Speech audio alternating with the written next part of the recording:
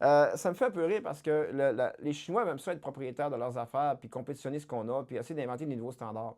Le problème qui arrive avec les Chinois, c'est qu'on ne le veut pas, le standard. Fait que là, eux autres, ils ont décidé d'inventer un câble HDMI qui s'appelle le GPMI.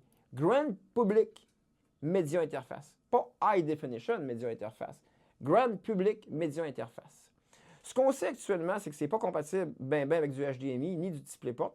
Actuellement, on sait que ça fonctionne en type C, qui est capable d'aller jusqu'à 240 watts et 96 GHz. C'est très élevé, c'est très performant, ça se rapproche de, c'est comme on a en DisplayPort présentement. Puis ils ont sorti eux autres un type B, connecteur propriétaire. Faudra que je vois c'est quoi là. Ils ont réussi en Chine à fabriquer un connecteur USB qu'on ne connaît pas.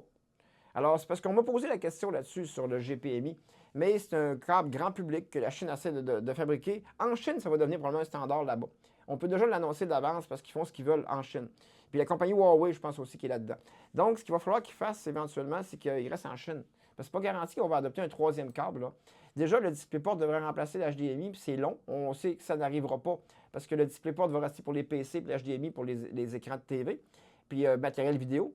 Mais qu'est-ce que vient faire un troisième câble dans l'histoire? Moi, je pense, puisque j'ai pu lire, ça va rester en Chine.